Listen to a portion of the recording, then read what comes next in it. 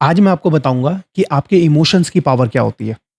लेकिन उसको समझने से पहले हमें एक एडिक्ट के ब्रेन को समझना पड़ेगा। एक एडिक्ट वो बंदा होता है जिसको शराब की, जुए की, नशे की कोकेन की, किसी ड्रग्स की, किसी की लत लगी हुई है। तो हमारे ब्रेन का एक पार्ट होता है जिसको बोलते हैं हम डिज़ायर सर्किट। उस डिज़ायर सर्किट से एक हार्मोन रिलीज़ होता है जिसका नाम होता है डोपामाइन। डोपामाइन की मात्रा के बेस पे हमें हैप्पीनेस फ़ील होती है। अगर डोपामाइन कम रिलीज़ होगा तो हैप्पीनेस कम फ़ील होगा। अगर डोपामाइन बहुत ज़्यादा मात्रा में रिलीज़ होगा तो बहुत ज़्यादा अच्छा फ़ील होगा। जो कोकेन का सेवन करते हैं या अल्कोहल को बहुत लंबे टाइम तक कंज़्यूम करते हैं, तो उससे क्या होता है, उस चीज़ से ना डिज़ायर्ड सर्किट एक किस्म से हाइजैक टाइप का हो जाता है, ब्रेक टाइप का हो जाता है। तो कोकेन के सेवन से जो डोपामाइन है वो इतनी ज़्यादा मात्रा में रिलीज़ होता है कि लाइफ़ में कोई और चीज़ इतनी ज़्यादा मात्रा में डोपामाइन नहीं दे सकती। लेकिन क्योंकि हमने वो हैप्पीनेस फ़ील कर ली है, तो उतनी ही हैप्पीनेस दोबारा फ़ील करने के लिए हमें कोकेन की तरफ ही जाना पड़ता है। और हमारा ब्रेन ना हमें एक किस्म से धमकी टाइप की देता है, वार्निंग टाइप की देता है कि उस चीज़ का सेवन कर, अगर नहीं करा तो मैं डिज़ायर सर्किट को बंद ही कर दूँगा। डिज़ायर सर्किट को बंद करने का मतलब ये है कि डोपामाइन रिलीज़ ही नहीं होगा। रिलीज़ ना होने का मतलब ये है कि अब आपको किसी और चीज़ से हैप्पीनेस मिलेगी ही नहीं। तो एक किस्म से वो आपको वार्निंग टाइप की दे रहा है कि उस चीज़ को दोबारा कंज़्यूम कर। तो एडिक्ट के लिए बहुत मुश्किल होता है इस चीज़ से फाइट करना कि उसको हैप्पीनेस किसी और चीज़ से ना मिले। तो इस चीज़ से फिर एडिक्शन जो एडिक्ट होता है वो ओवरकम कैसे कर पाता है? देखो, इसके लिए ना बहुत रिसर्च हुई है, बहुत इंटेंसिव रिसर्च हुई है। लेकिन सरप्राइजिंग रिज़ल्ट ये था कि इसके लिए ना एक मेथड है जो बहुत कारगर साबित हुआ है और वो मेथड ना सरप्राइजिंगली फ्री है।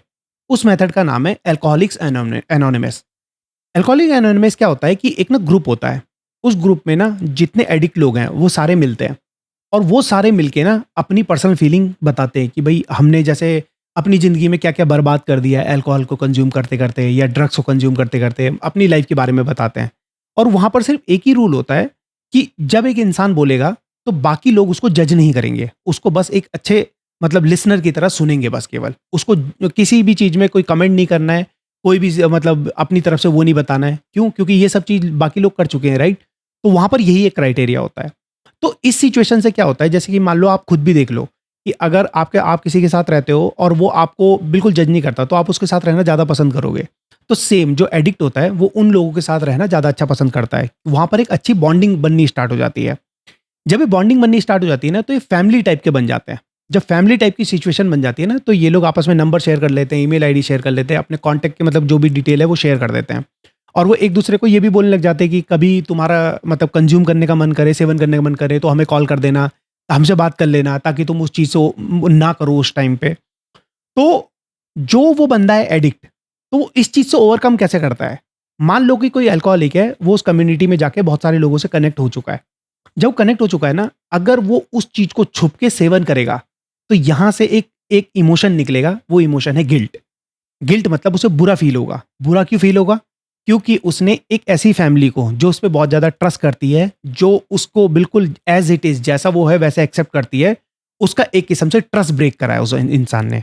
तो यहाँ पर गिल्ट एक ऐसा इमोशन बन के आता है, जो कि डोपामाइन का जो एडिक्शन का जो इमोशन है, उसके ऊपर ओवरकम करने का ट्राई करता है।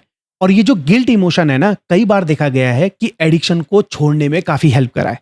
तो सोचो, गिल्ट एक इमोशन है और एडिक्शन भी एक इमोशन है, लेकिन गिल्ट एडिक्शन के ऊपर ओवरकम कर रहा है, जिससे अल्कोहलिक ठीक होने के चांसेस बढ़ जाते हैं। अब यहाँ पर ना एक चीज़ और देखी गई है, जैसे कि कोई चेन स्मोकर होते हैं, तो ये यूएसए में एक स्टडी हुई थी, जैसे चेन स्मोकर होते हैं, तो एक सूज़न मैसी करके एक डॉक्टर थी, तो उन्होंने इस चीज़ के ऊपर बहुत रिसर्च करी थी। उन्होंने ये देखा था कि जो भी लड़कियाँ बहुत ज़्यादा सिगरेट पीती हैं, वो ना जब प्रेग्नेंट हो जाती हैं, प्रेग्नेंट होने के बाद सडनली वो सिगरेट छोड़ देती हैं। बहुत ज़्यादा चांसेस होते हैं कि वो सिगरेट छोड़ देगी। अब ना ऐसा होता क्यों है? क्योंकि जैसे सिगरेट को छोड़ने के बहुत सारे तरीके बताए गए हैं। कोई मतलब कोई गोली बताता है, कोई मतलब ये बताता है कि जिम में चले जाओ, कोई बहुत सारे रास्ते बताता है। लेकिन सरप्राइज़िंग बात यहाँ पर ये है कि वो जो लड़की है जो प्रेग्नेंट है, उसने कोई रास्ता फ़ॉलो नहीं करा। उसने ना कोई गोली खाई, ना वो जिम जाती है, ना उसने कोई ऐसी चीज़ करी जो रास्ते बताए गए हैं, जो मेथड बताए गए हैं, जिनसे सिगरेट को छोड़ा जा सकता है। लेकिन सरप्राइज़िंगली वो फिर भी उस सिगरेट को छोड़ना मतलब प्रेफ़र कर रही है। और वो क्यों कर रही है? क्योंकि ना उसके अंदर जो बेबी डेवलप हो रहा है ना, उस बेबी के लिए उसको इमोशन आ रहे हैं कि इसको प्रोटेक्ट करना ज़्यादा ज़रूरी है मेरे सिगरेट पीने से।